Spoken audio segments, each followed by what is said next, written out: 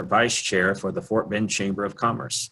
And that's a role I've been doing for some time and really enjoy doing it. And the role and the mission of the Education Division is to have these seminars, and normally we meet in person, just to help inform our community members, our business leaders, our civic leaders, and the community at large about all the good things that public education is doing, not just in Fort Bend County, but around the nation. We can't have these meetings without sponsors, and I would like to recognize our sponsors. First of all, we have Unify Energy Solutions. Robert Bernal, thank you very much, Robert, for being a sponsor of this.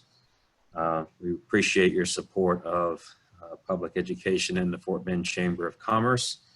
Also, Rice and Garner Consultants is a sponsor.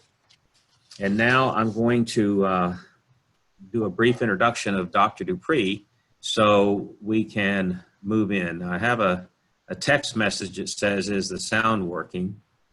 It's working on my end, as far as I can tell. And if it's not working out there, just send us a text and we'll try to get that going. Okay. Dr. Dupree is starting his 7th year as a superintendent of Fort Bend ISD.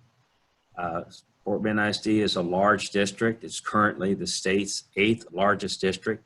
It is the largest school district in Fort Bend County, employing over 11,000 people with 78,000 students at 81 campuses. It's a big operation. It's also one of the most diverse in the nation. It's home to more over 90 languages are spoken in our community. And under Dr. Dupree's leadership as a superintendent, Fort Bend ISD has really done a remarkable job of laying a strong foundation for success with a focus on educating the whole child. In 2017, Fort Bend ISD, the school board, was awarded the HEB School Board of the Year. And the following year, Fort Bend ISD won in 2018 the HEB Large School District of the Year, which came with a $100,000 prize.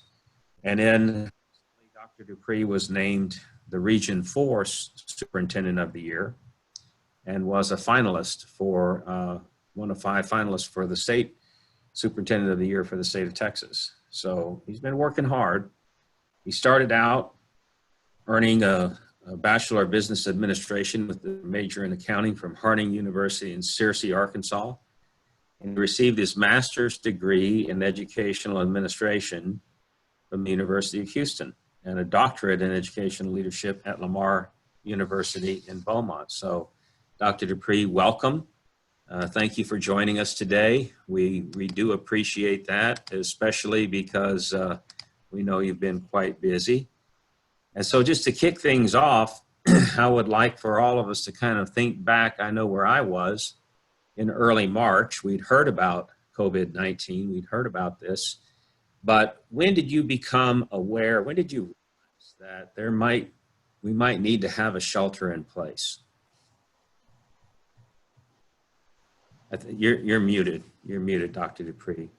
Here we go. First of all, Jim, let me say thank you so much for having me today. And I also want to thank everyone for being here. It's great to see so many folks interested in this topic today. Because, our public school district, we serve this community, and every decision we've made for the last 8 or 9 weeks has been focused on delivering the best service to our students in this community to the best of our ability. So I'm very proud of that. And it's really taken everyone from the board to every teacher, everybody in this organization to keep our district running on behalf of our students. So let me go back, as you mentioned, Jim, let me go back about 8 or 9 weeks. We got into this year, January, February, things were rocking and rolling. We were hearing and reading quite a bit in the news about at the time, the coronavirus in China. And the interesting thing is we normally send a group of students to China on an international exchange in November, December, sometimes January timeframe. But this year, due to some political issues, due to the tariffs and things and some protests going on throughout China, we had canceled that trip and did not send our students to China. Sometimes it's interesting the way things work out, because as we cancel that and things begin to ramp up with the virus, it made me more thankful that we did not send our students across the ocean that way, the way we usually do. But, you know, I didn't get a real sense that, I was reading the paper every day, getting updates, talking to various leaders, but it wasn't until really late February we started really getting a sense of how serious the pandemic was going to be. They hadn't even identified it as a pandemic at that point. They were just talking about the virus and the number of diagnosed cases. But I was in early March, really the last week of February going into the first week of March, our leadership team, realized this is something we had to take very seriously. We knew spring break was coming. And in our district, because of our vast diversity, we have thousands of our students who travel internationally. Some of them go home to their home countries to see family. Some travel with their families, internationally on vacations during breaks. Others do educational trips with student groups. We had several groups of students who are going to be traveling out of the country during spring break. And so we started realizing, okay, we've got to take this seriously, because the risk of introducing the virus into our community through our students and their families was very high. So what we started to do was we put together what we called a task force. And this is how we tend to operate in Fort Bend. It was very strategic and purposeful. We had a task force made up of individuals from all the different operational departments, everything from academics to operations, to finance, food service. We had everybody at the table because we knew this issue could affect all aspects of our organization. But they began putting plans together in very early March, even before spring break, of what we would do if the virus got into our community and we had to close schools. So that's one of the things I'm most proud of, is that we were proactive in our approach and we were ready. Of course, we left on spring break. My wife and I had traveled to Arkansas the week before spring break with 2 student groups, 2 of our choirs that were performing at a national event in Little Rock, and we did that. Then I came home and spent a few days at home, and I actually went to Colorado during spring break to speak at an event that I had been invited to at the Colorado Springs United Way. Well, so I'm there, and I'm hearing reports daily in the news, and then my team is also contacting me, because in reality, the executive team in Fort Bend and many of our leaders, certainly all of those on the task force, didn't really get a spring break at all. They were working, putting these plans together, because more and more was getting more and more serious, and we knew that the likelihood of having to close school was real. So I'm in Colorado. It's the event was on a Wednesday, I believe. And I get a call from my team saying, we need to make some decisions. And so we're on the phone, we're making the decision. I'm calling the board president, communicating with the board members to let them know that it's very likely we're going to have to close school on our first day back from spring break. Because what was happening here in the community is people were tuning in to how serious the virus was. And about that same time, they started actually acknowledging it was a pandemic. But the situation we were in is we knew we had, again, thousands of members of our community and our students and teachers all over the world. And we knew it was very possible they could have been bringing this back into our schools. So we had many parents saying, I'm keeping my kid home for the next few weeks because I'm worried that they're going to get exposed. And staff were saying the same thing. So we knew we had the potential to have a very chaotic situation if we had a significant portion of staff and a significant number of students decide that we're not going to come back to school because of their fear of exposure to the virus. So on that Thursday, I'm still in Colorado. I go to the United Way office and work with their videographer to record a video that announces we're closing school for at least the next 2 weeks. Now, that was a difficult decision because at that time, many of the school districts were saying they were going to do 1 week. But we realized in Fort Bend that to do 1 week really wasn't meaningful or helpful, because the time needed to determine if someone had the disease had the virus was at a minimum of 14 days, and we knew that. So we stepped out ahead of some of the other districts and went ahead and closed for 2 weeks. And that sometimes causes a little concern from other districts that we're doing something different. But in the end, it turned out to be the right thing, because all the districts that had only closed for 1 week were immediately, within a few days, had announced closing for 2 weeks to allow incubation of the virus and exposure to those who may have been in contact with it.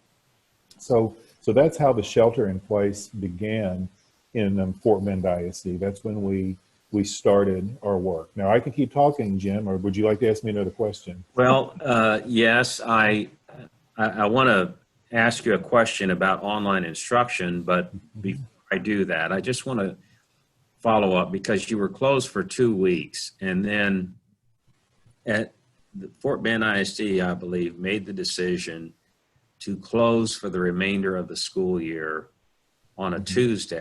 But that was before the governor had announced that all school districts would be closed for the balance of the school year. And Fort Bend made that decision in advance of that to close for the remainder of the year. So could you just touch on that for a moment? Yes. So what we did, so there's actually 2 extensions. We closed for an initial period of 2 weeks. And then we went back out and said, okay, it was clear that things were not going to get better before the end of March. So we extended our closure even further, a few more weeks, knowing that the governor was getting more involved. But in the end, I think and you certainly know, Jim, that most of our viewers know that schools are governed on a local basis. And certainly the governor has broad authority as governor, but schools are governed by the local school boards. So I talked to our school board, and I was actually hearing more and more from the community, the anxiety around any attempt to reopen schools for this year would create in our community. And we were really in the very same position that we were in March when we decided to close school, is we knew we were going to have significant numbers of staff and students who would not be there to participate. And it's just not feasible to attempt to run school when you got all those people out. You can't put on a true meaningful learning experience. So we went ahead when we realized how serious it was, and the major concern and the numbers of diagnosed cases was growing and growing, including more in our own local community. So we went ahead, knowing the governor was going to make an announcement later in the week. We didn't know what he was going to announce.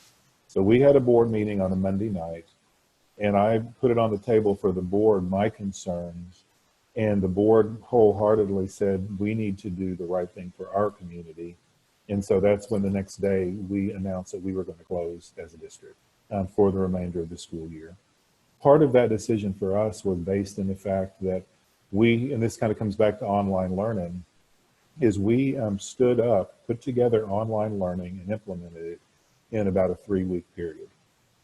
And we knew that once we went down that path, even if we could reopen schools, it was going to be another major shift for our community, our staff, and our students to have to come back from online learning into a regular learning environment in classrooms again.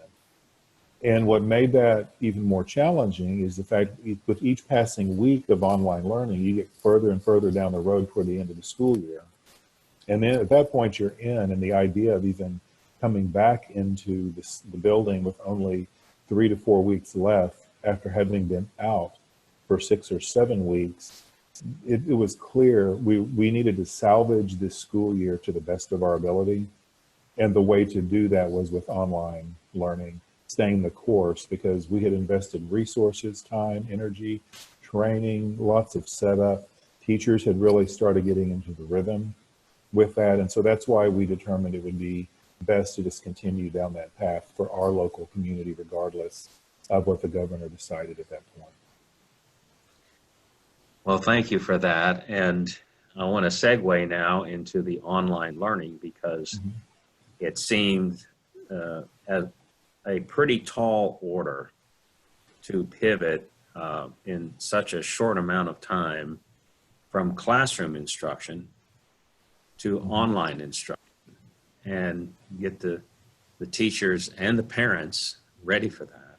Can you talk about how you did that and what the online instructional platform is, and does everybody tune in at the same time, kind of a thing? Absolutely.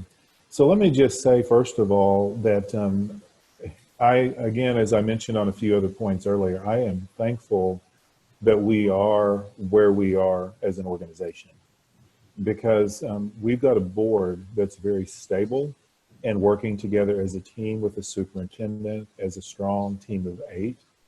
Right now, I just began my 8th year as superintendent of Fort Bend, and we've done a great deal of change over the last 7 years, which really prepared us for this point in time. And there's an old song that I sent to the staff early on, and it's called "For Such a Time as This," because I told them, really, we're here in this place to lead this organization in this time, in this season. And a lot of organizations have been challenged right now because they don't have the systems, the structures, the leadership, all the things you need to do this successfully. But in Fort Bend, we were ready. First of all, literally not even 9 full months ago, we had restructured our organizational org chart a little bit to create a department of change management. So we've been doing change management pretty effectively in the last few years, but we realized for long-term deep success beyond, I mean, we've already achieved great success in the way our students are achieving and the district is thriving, but we realized that we needed a small department dedicated to change management. Well, that served us perfectly well during this process, because in that team has a staff of project managers that are PMP, certified project managers, just like you find in technology firms, in corporate, and their job is to manage change effectively regardless of the industry. So we had a staff that is trained and a leader of that department that's strong, very strong in that area. And so they were able to gather that task force and really lay out change management of what it was going to look like for us to go from the decision of going to online to actually implementing online. And so that was one of the keys to our success. The other thing that helped us to be successful is that over the last several years, probably 3 to 4, we've totally rewritten all of our district curriculum, and we have rolled all the curriculum out to our students through our teachers using a learning management system called Schoology. Now that system, what it does, it houses all the curriculum in such a way that teachers are able to go, they know what they're supposed to be teaching during any window of time. They can use that resource, Schoology, to do all kinds of things. They can do their lesson planning. There's resources, references to videos and documents, reading materials, articles, anything teachers need to teach. They can go to Schoology and I find all those things. They can also record videos or use YouTube videos and different types of things like that and post lessons for students. So again, had we not had that system in place, we would not have been nearly as effective as we have been. Because a lot of districts who don't have that are having to rely on paper packets and those kinds of things, which we have not done in Fort Bend. Now, the other thing I want to share is our primary focus from the beginning was equity. Because as we've mentioned a couple of times, our district, the vast diversity of our district means we have many students who could take what the teachers are putting in Schoology, do that work. They've got moms and dads and support systems to help them be very successful if they didn't come back to school these last 9 weeks. But we also have many, many students in our community, no matter how hard we work, no matter how much we put online for them, they do not have the support systems and resources at home to help them continue learning in a meaningful way. And that creates big gaps in our system if we can't figure out how to deliver the things that our students need in an equitable way.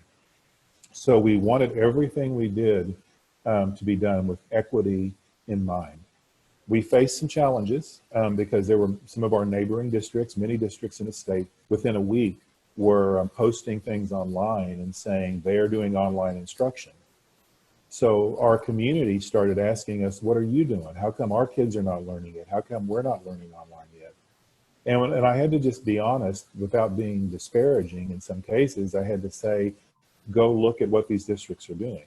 They're not teaching their students. They're posting worksheets online for kids to do and submit to the teacher, but there's no teaching going on. And we knew in our district, we had to have a give and take back and forth with education and the student doing some self-directed learning. So what we did is we developed a system in that 3-week window. And I mean, I'm going to tell you, you can't fully appreciate it unless you lived it. But the team that put this together laid it out. They did training videos and job aids, and every principal, every teacher was thoroughly trained and ready to begin to deliver instruction within about 3 to 3.5 weeks. And they were taught how to use the tools, the Schoology tool. They were taught how to use Zoom and a system called Teams that's similar to Zoom that we have in our district as well. So, I mean, our teachers did an amazing effort of learning how to do this and beginning to engage their students very quickly. Now, I'm going to tell you, it hasn't been perfect. There's been challenges because a change of this magnitude under the best circumstances would have taken years to plan and execute. With 79,000 students, 11,000 employees, 6,000 teachers, there is no way we would have ever attempted to do something like this in even a year. We've started technology, the last bond included $150 million of technology because we've been planning this and we've been rolling it out. But again, this is where everything lined up to help us support our students in the best way. Because we had the curriculum resources online for them, the teachers were delivering instruction, and I'm going to come back to how they were delivering instruction. But we had a significant portion of our students who did not have access to the computer technology devices, tablets or laptops at home. Some did not have internet connectivity. So what we did, first of all, we had to survey all of our teachers to say, do you have connectivity? Do you have what you need to be able to teach from home? And then we surveyed all of our students to say, do you have connectivity? Do you have devices? What do you have and what do you need from us? So to this point, we have, because of our major investment in technology, we have been able to send home with students over nearly 7,000 laptop devices. So again, this is just one more way we had to serve our community. I mean, we set up a way to distribute laptops that allowed for appropriate, healthy social distancing. So students, their moms or dads could bring them up in the car. They went up to the back of a bus. This showed how everybody in our team worked together. They opened the back door on the bus to show the badge and all of that. And then once they were cleared, they went to the front of the bus and the door opened and their device was waiting for them and they were able to pick it up and the door closed and they got in their car and drove away. But we did that for about 7,000 students, or 7,000 homes, serving nearly 12,000 students in those homes. Because in some homes, we issued multiple devices. We did a ratio of 1 device to 3 students. So, but what we had to do was went into our schools and deployed devices that were used every day in the classroom, but we sent 7,000 home to families who needed them. We also purchased hotspots for those who needed internet connectivity, and we sent those home with students. We wanted to do everything we could to help them connect. As of last week, we are connecting with about 97–98% of all of our students, about 76,000 students remotely. And unfortunately, there's a small number, 2,000 or 3,000, that are just not connecting with us. Our teachers, our social workers, so many people are working hard we're doing home visits, knocking on doors, trying to connect with those kiddos, but some are just choosing not to engage with us. But so we've made a significant effort. I did want to go back and talk a little bit how teachers are teaching in Fort Bend. We introduced some language into our community, the term synchronous and asynchronous. So what that means is our teachers are doing synchronous learning when they do it in sync with the students. That means they're online together at the same time. all of our teachers are doing some type of office hours or direct classroom instruction, if not every day, then at least 3 or 4 times a week, where they schedule that time for the students to be online, to talk to them, to answer questions, to teach lessons to them, to have conversations about the things they're learning.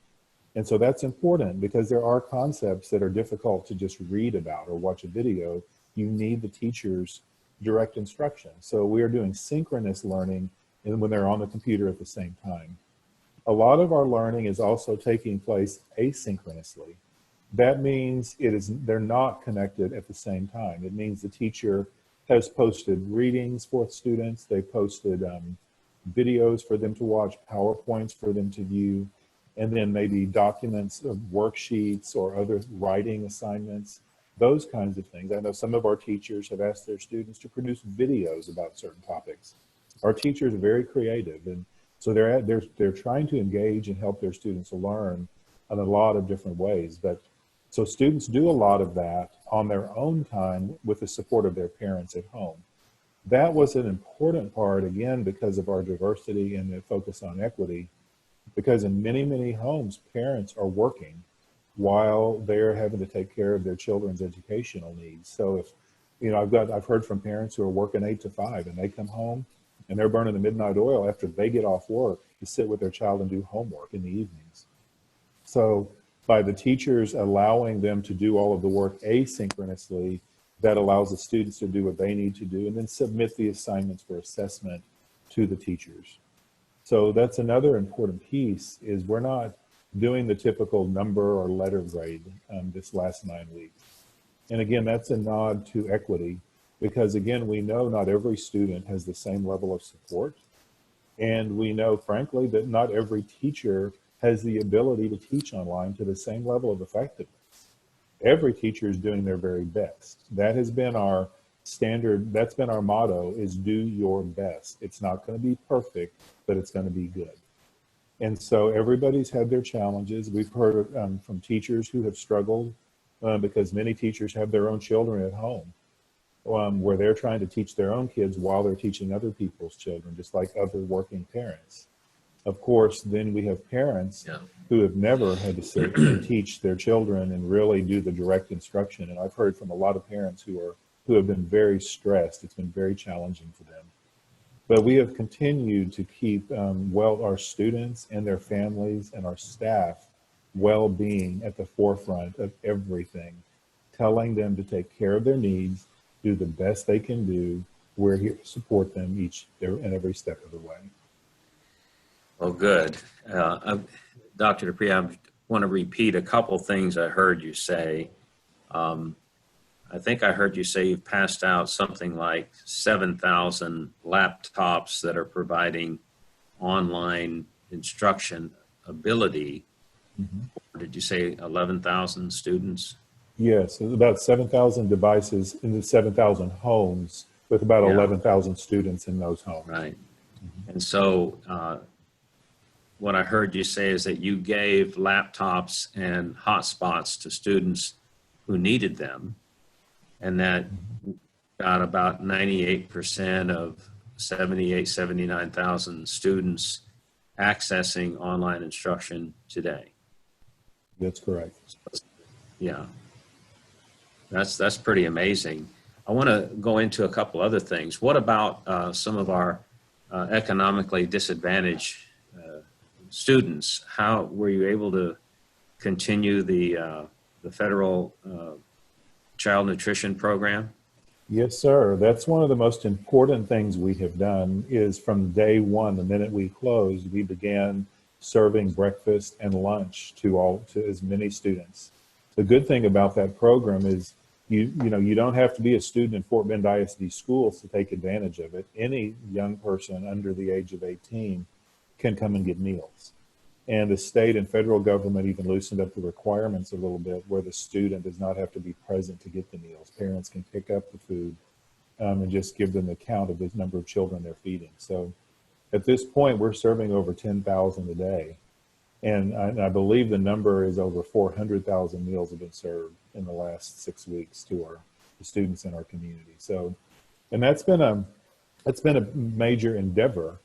because that, I mean, we've had staff members, that have really they've gone above and beyond, because the vast majority of our staff is working from home right now. Teachers, and I'm in my home, all of our administrators, central office, everybody's at home. But we've had our child nutrition folks who every day are going up and they're working and they're putting food together and distributing those meals to students. Now we have tight social distancing guidelines in place for them. They're wearing PPE. We worked our kitchens a little bit to help them not have to be on top of each other in the kitchen. But still, they're actually coming to the workplace and delivering food to the kids and their parents never get out of the car. It's 100% drive-through. But they're delivering that food, over 10,000 meals a day right now to the students in our community. 10,000 meals a day, where are you serving them from?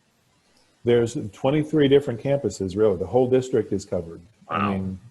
And so we've got 23 kitchens running every day, getting there early to pack up breakfast for the kiddos and then packing up lunch as well. And then we have a partnership with another organization called Be a Champion that is also serving dinner in the same way. They can pick up their dinner from Be a Champion when they come to pick up their breakfast and lunch. Yeah, that's amazing. Well, they deserve some recognition, a medal or something for doing that and continuing to make sure our children get the nutrition they need so they can continue to learn.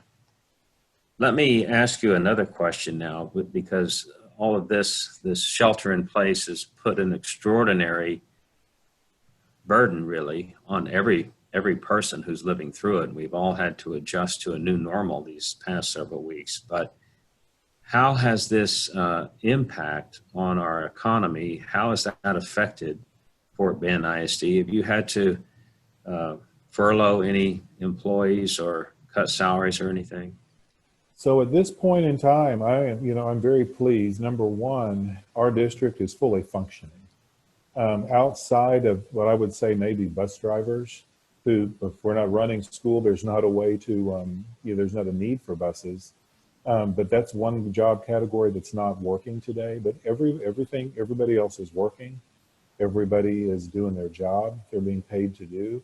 And we have not had to furlough, lay off, or reduce pay or reduce services in our organization.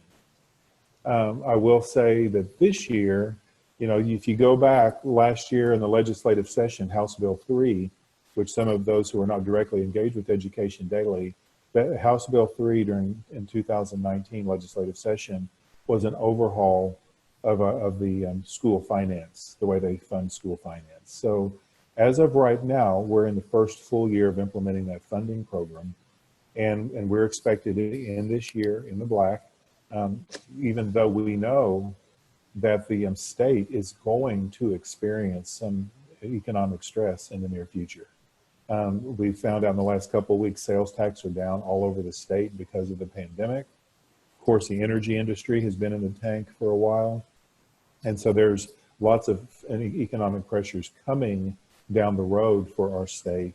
But last year and the coming school year at this point, we believe that we're going to have our balanced budget as always. We're going to be able to continue to employ our staff and serve our kids with 22 to 1 in our elementary classrooms as usual without major stress. Again, I'm going to go back to one of the things I'm proud of is in Fort Bend, again, the board thinks very strategically. Our staff is very strategic in their planning. So even as the state budget gets tighter and tighter, we will feel some pressure in Fort Bend, but we have very healthy reserves in the bank, and we're making decisions that are very prudent and conservative so that as the belt tightens, we will be able to weather that storm. And I can never make promises, but I do not anticipate being in a position to have to furlough or lay off or do a reduction in force or anything like that in the future. I do anticipate maybe a couple of years of no raises, maybe some larger class sizes, maybe definitely some belt tightening in several ways. But I think we're well positioned economically to navigate this storm and keep our students learning and growing every day. We've had a number of questions coming in. I'm going to kind of wait till the end to get through some other things too, and then I'll read all these questions to you. But you indicated that the district is fully functioning, and you've got the online instruction. Now, I seem to recall that Fort Bend ISD passed a pretty big bond in 2018. Mm-hmm. Has the impact been on that? Is that kind of ground a standstill, or are you continuing forward with it? We are continuing. It's actually, that is one area we've benefited, because what has happened, the bond is close to $1 billion, and the pandemic hit and our closure came at a time where I think all of the contracts for that bond, except for out of nearly $1 billion, except for maybe 60 million or so, have already been done. The board has approved all those contracts, and we've got dirt is moving on almost every project. So the good news for us is that while our schools are closed, these construction workers have been busy in our schools without students and staff being in the building. So in some of the projects, we're actually a little ahead of schedule, and that's good news. Of course, we're building some new schools, a new high school, a new out to relieve Ridgepoint, and an elementary in Riverstone. That they're not really being accelerated because that construction for the design, the architecture design and all of that, that's on a schedule. But all of the other things that we're doing right now, the flooring, the new furniture, a lot of the work we're doing is being accelerated while the buildings are empty. So I'm very pleased that we're able to take advantage of this opportunity to continue that work, because we do want our community to see the work is being done. And this is going to allow us to do it a little more efficiently, without having to stage around a school day with students and teachers being in the building. Well, that's good. Did I hear you say that out of almost $1 billion bond, all of the contracts have been let except for maybe 60 million? Yes, sir, that is correct. And the other thing I do want to add, because it may raise questions for some about the safety and the well-being of construction workers and our district, is, the construction work crews, they have social distancing and PPE guidelines as well while they're working as crews in our building. And so those things are enforced and monitored. So the organizations are still working, but they're not just oblivious to the fact that we're dealing with this pandemic. There are guidelines in place for their working in our spaces. Okay. Well, now I'm going to switch gears on you a little bit, because we know that life has changed for all of us.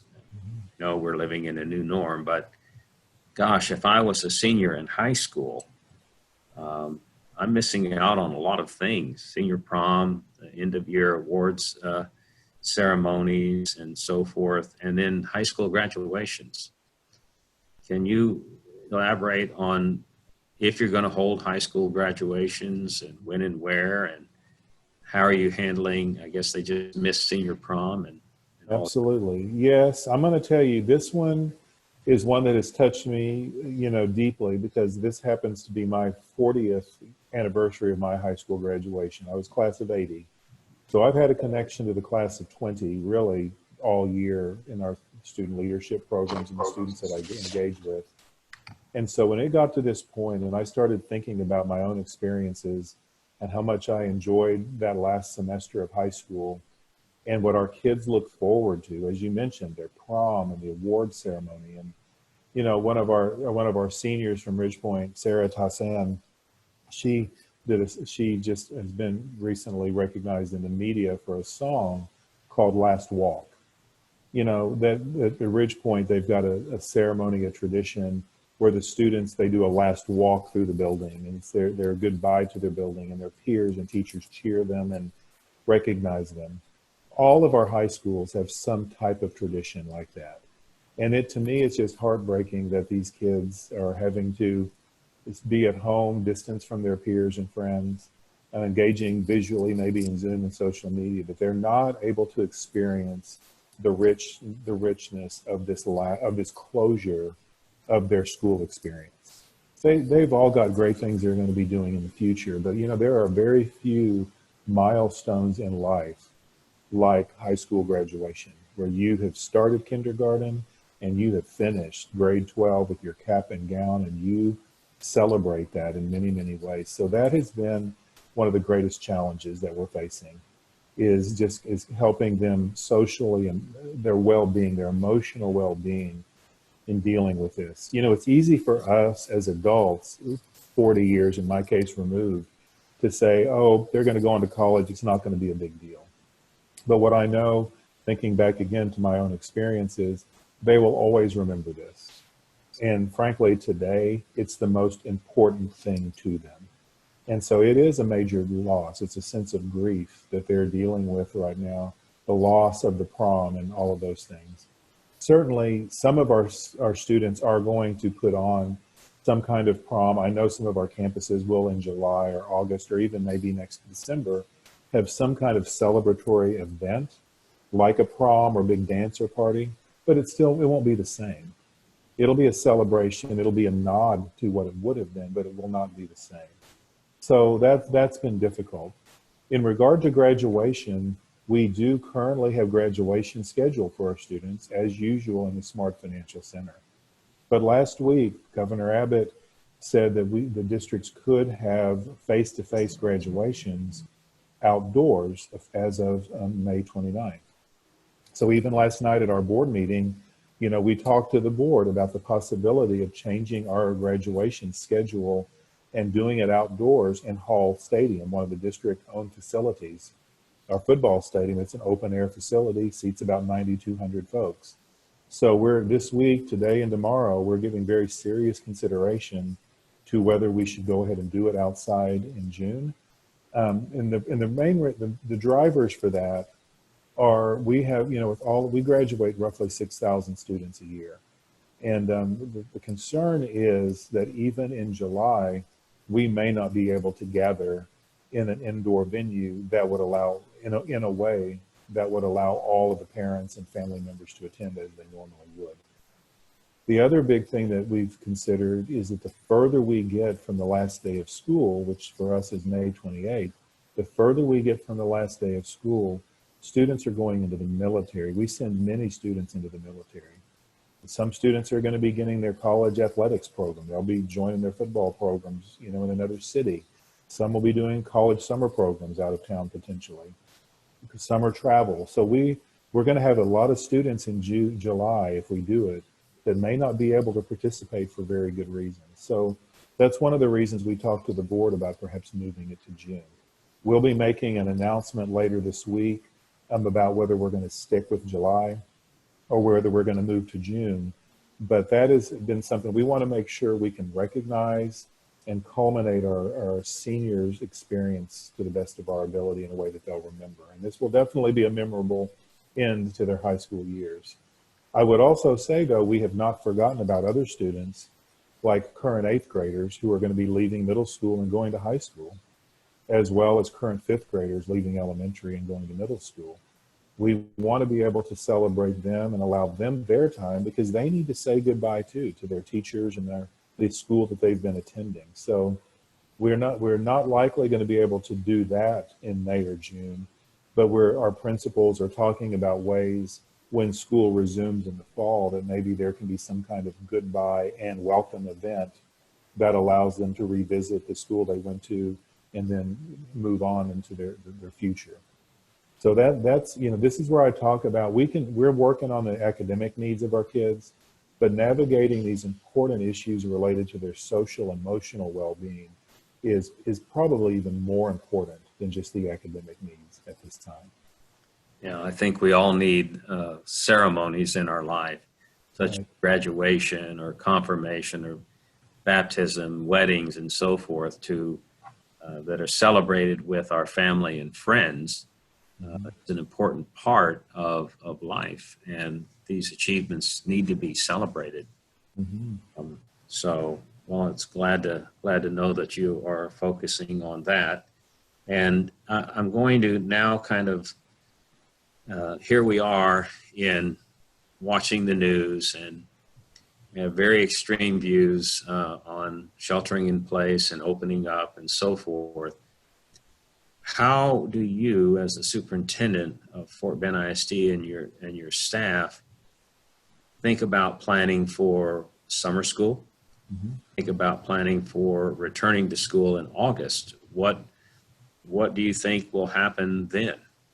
Are you going to have summer school, and are people going to be able to, are we all going to go back to class in August like normal? That is the big question right now. Well, again, I'm going to keep going back to how proud I am of Fort Bend for thinking and working in a very strategic, intentional way. Really, for the last month or so, I've been consistently talking about that we have near-term issues, we have mid-term issues, and we have long-term, long-range issues. The near-term for us has been some of the things we've already discussed: online learning, wrapping up this school year, the graduation. Those are the immediate things that are coming to fruition with each passing week. So in regard to summer, though, as we wrap up this school year in the next 2 to 3 weeks, it's going to look a little different because, like I said, our students are not getting grades, but we're going to have to assess each student individually to determine, are they ready for the next grade level? We've had to very consistently message to parents and students that you may not be getting a grade like you usually do, but you still need to do this work. Because the things you're learning right now in these last 9 weeks, even if it's at home, they are the foundation of the things you're going to be learning in the future. And you can't move to the next grade level without not knowing these things. So you've got to take it seriously. So we've designed a very purposeful system where teachers and a campus-based committee will be analyzing each student at the end of this year. And they're going to be categorizing the students in basically three different ways. Students who are ready to move on to the next level, but they have a few gaps in their learning that they need to close. Those gaps may be able to be closed in summer school. Online, of course, we're looking at using online tools and some different approaches for kids who might need summer support. Like we've got an online system called Edgenuity, where students in the secondary level can take a full-out class, like an algebra or English, online to learn and close the gaps that may exist in their learning. Other students may work with teachers online again, but in small groups, 1 or 2 at a time, to work on their skills, work on their knowledge. But some students they'll progress to the next level with a little bit of summer support. Other students may not progress, and they may need more intensive summer support and support next year. And then, and then others we're going to have to, well, let me put it this way. All students, I believe, in Fort Bend are going to need some form of what we refer to as intervention. They may need to be in a certain type of class next year. They may need a certain schedule. They may need summer support or after school or Saturday support to help them grow and learn. Because every child has missed out on something by learning from home, because that's not what we're designed to do. No matter how hard our teachers are working, and even our very best teachers, we still are operating right now on kind of a minimal standard of learning, not a mastery level that we typically would. So that's the piece that we're working on in regard to summer. We're expecting some of our regular summer programming to take place. And in terms of our extended learning program, that program is open now as a childcare all day for parents who need to work and wanted to take advantage of that in our schools. So we'll keep doing that program. We'll do online learning. Another group of very special students that we want to tend to and take care of their unique needs is some of our kids that need special education services. They often participate in what we call extended school year to make sure their learning continues and they don't revert back and forget and lose traction. So we're hopeful that this summer even we're going to be able to open some of our schools for some of our special needs students to be able to let them come and get a very special summer program with teachers to support them and their parents. Now, in the longer term, we're thinking about next fall. The way I've consistently spoken about it is we're going to have multiple plans. Like any good organization, we're going to have a plan A, plan B, and a plan C. Best case, as you mentioned, Jim, would be everything just resumes as normal. Pandemic's over, life goes on. Another case, which is not very desirable, is we can't convene in our buildings at all. and we have to do 100% online, just like we are today. I don't think any of us are looking forward to that, especially, I mean, I'm getting a lot of emails from parents saying, you just need to reopen the schools no matter what. Because I think the parents are realizing the challenges and to be the idea of trying to do this a whole year is overwhelming to a lot of people.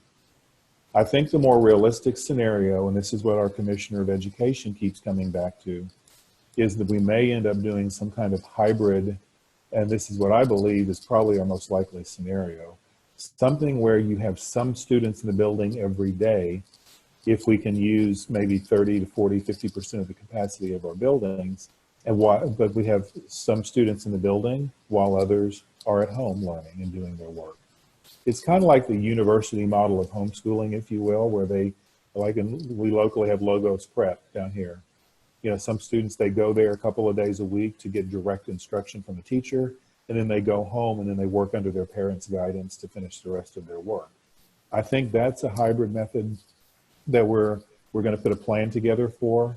But then you also have other things related to that. For example, we know, you know, one of the things I've told staff is we have to do things that are research-based, that are evidence-based, not just things that are convenient, but things that we know are going to be impactful. So, for example, we know of kindergarten or first grader, they need intensive literacy reading support.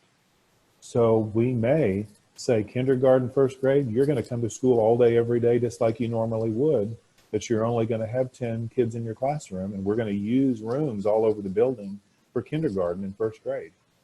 While the fourth and fifth graders may come to the building 3 days a week or 2 days a week on a rotating basis to get direct instruction and then go home to continue their learning. And again, I'm just sharing ideas. We don't know for sure where we are. But it's possible many of our high school kids could learn 100% of the time using our online system Edgenuity, or teachers could teach online full time at the secondary level. So there's lots of planning, lots of detailed planning, and we're getting ready to put together a survey to go out to our parents and to our staff, because we need to know how people are feeling. Or even come August, if we open schools, are they going to come? Are parents going to be wary and keep their children home? Or are teachers going to be concerned about exposure and choose to take leave over coming back to work if they have to be directly engaged with kids? So we need to know some of this information from the constituents we serve and from the team members we work with as we make the decision. So it's going to be a very long and busy summer in Fort Bend as we really plan for next year. Yeah. Because we know that anything we do, if we have to do anything online, it's going to have a higher level of expectations than we currently have. It's going to have to be graded. It's going to have to be direct instruction, much more than we're doing today, so that we can make sure our students do not lose ground any more than they already have this spring. Charles, thank you. I'd like to follow up with a couple of questions. First, let me just circle back. So for summer school, it sounds like you're anticipating having summer school for perhaps special ed students, perhaps students that need more intervention. Yes, that's our goal. I can't commit that we're going to be able to do that, but that's our goal. And then for August, returning to school, you've got three scenarios. One being we return as normal, the second being no, we're still in lockdown, and the third being a hybrid model. So, and I guess at this point, nobody really knows, but you're going to reach out to the community, to the constituents with a survey, because I guess you don't want half the students and teachers to say, I'm still going to stay home, and the other half are going to come in, and then you're trying to scrambling to find substitutes and so forth. Let me ask this question. When the students are in the classroom normal, the teachers are able to observe the kids, and they can see the kids that are under stress, and they can try to find a way to help them get help that they need. Now that all the students are at home, and you know, a lot of families are under stress. People have been furloughed, they're laid off, they're paying rent and so forth. How do we how do you provide help to those students? How are there counseling things available? There are. So there's a couple of different things that are going on right now. So first of all, we have students who are under stress before the pandemic, before schools closed. And I'm very proud that we have counselors at all of our schools that have continued to reach out and serve those students on the phone, through Zoom, touching base with them and their families, to just checking in on their well-being, doing what they need to do to support them. We also this year opened up 8 clinics that are mental health clinics with actual licensed counselors that all of our students have access to. So we have continued, as students emerge with different issues, we've been able to refer them and their parents to these clinics for support. And these counselors are providing online counseling services to students, even now during this pandemic. But you're exactly right in what you said, is that teachers on any given day in a classroom, they're able to observe what's going on and kind of read a child, because they know their kids well. And they can read what's happening and maybe help them get help. So now it's even more important that teachers, as they're engaging online, are able to be as observant as they can. But we also are asking parents to let us know if their childs are feeling stress. Because kids show it in a lot of ways. Of course, parents can see it, and they can read if their children are struggling. So some parents are calling the teacher, the counselor at the school to ask for support as well. And we're continually encouraging that, because that's what they need to do. We are here. We have the systems in place to support our children. And so the parents need to make it known if they have that help. But our teachers, and we have teachers who have even driven around to each child's home just to lay their eyes on the child, to touch base. Again, they've stayed in a car at the end of the driveway, but they wanted to make the personal face-to-face connection with their kids, because that's what teachers do. That's how they really make a difference and know how their children are doing. I want to ask another question, and that is, if we have to go to the hybrid plan, how, or even if we're still in lockdown, what's going to happen to our extracurricular activities, our sports, our fine arts, our marching band, and so forth? How can you handle that? Well, so it's unfortunate, but if we can't have school, then we can't have those activities either, because all of those activities involve school-based gathering of students and adults to produce those shows. So it's, I was concerned for a time that our university interscholastic league, who hosts a lot of the music and sport events, might try to go on with some of those events, even though schools were closed, because I don't think that would be a fair or reasonable thing to do. If we can't gather for education, I don't think we can gather for extracurricular activities. So we have the potential for all of this to directly impact marching band, football, all of that. Every sport, every major student activity, at least for the next year.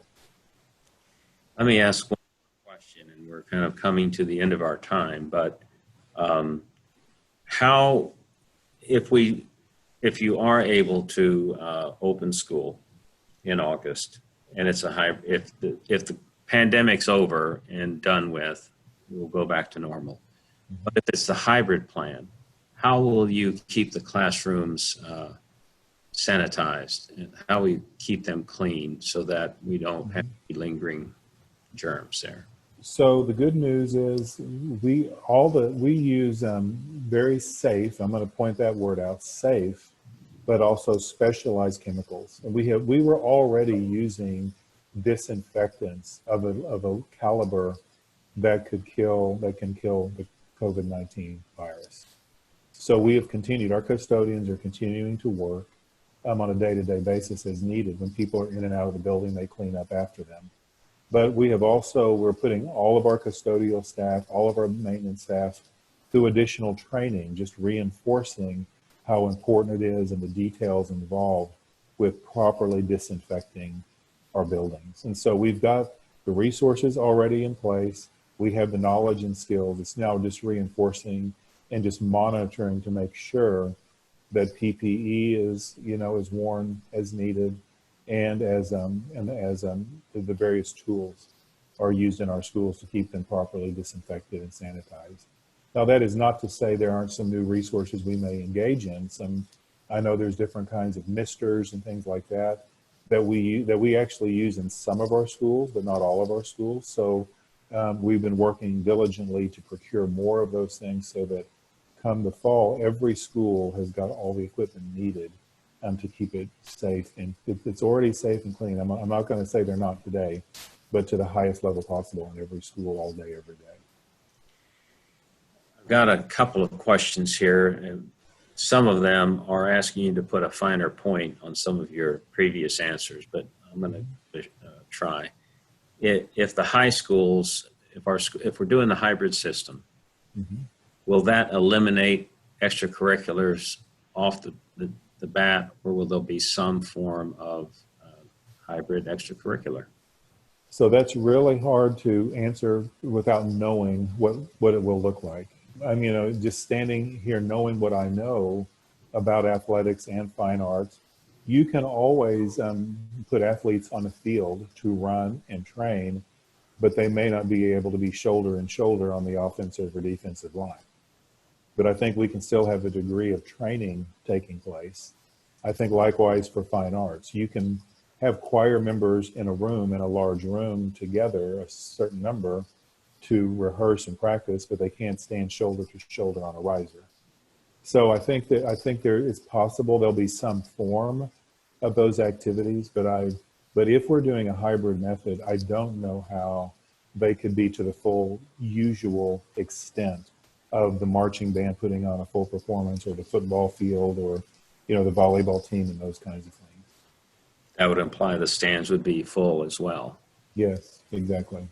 So I guess there's still some unknowns out there that have not revealed themselves to anyone. And because of that, as we kind of wrap this up, I wonder if we could invite you back in July or early August for an update when you've had a little more time, and perhaps after you've been able to have your constituent survey done. I know we've got some folks that still want to have a comment here from a listener saying they would like to keep their children at home, and they'd like to have the option for that. So that's something I guess you and your executive team are going to work on. But it might be helpful for you to come back after you've had a chance to think about it and talk to us again. And hopefully we can do it in person. Yes, sir. I would love to come back and provide an update, because what you've said is exactly spot on, that there are many unknowns. We're dealing with many, many uncertainties, and it's very stressful for some people because they like to know what's coming. So we're trying to communicate in real time anything that we do know, but there are changing factors. And I want to real quickly, I know we need to wrap up, but there are certain things we have to consider. And that is one of the big considerations is state law and the TEA education code. Because even if a parent decides they want to keep their child home, we may not get funded for that child for any services we provide unless the legislature or the commissioner or the governor has some kind of waiver that allows us to educate a child 100% at home like that, because we're funded by children having their bottoms in seats in our buildings.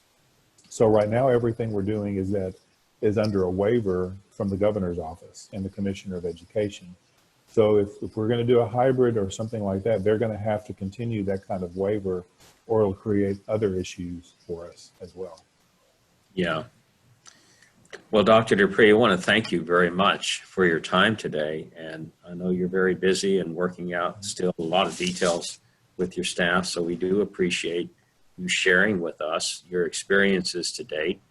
And we do look forward to hearing from you this coming summer. We'll find another time for you to visit, because if we are doing the hybrid or still sheltered in place, people will want to know what the lessons learned from this semester were, and how you'll handle it, not just Fort Bend, but all school districts going forward with the GPA rankings and all of those things and the STAR tests, which have been waived for this semester, but probably will not be waived next year. So we'll get you back. We'd love to hear from you then. Absolutely. I'll look forward to it. Thank you for having me. Yeah, thank you. And before we sign off, everyone, I just want to remind everyone that tomorrow at noon, the Chamber will host a webinar. It's a medical update series, session 1. This series will continue for 4 weeks to provide updates regarding COVID-19 from our medical professionals. So I hope that you can tune in for that. And then in June, on the 26th, a Friday, we will have a Zoom webinar on the state of higher education. And we'll get to have a similar conversation with the University of Houston and Sugar Land, Dr. Jay Neal and Ms. Betty McCrowan from Morton County Junior College and Mr. Randy Wooten from Texas State Technical College, and also from the Houston Community College South. And so I hope that you can join us then. So in the meantime, we hope you all stay safe and healthy. Thank you to Robert Bernal and Unify Energy Solutions for being a sponsor, and we'll see you next time.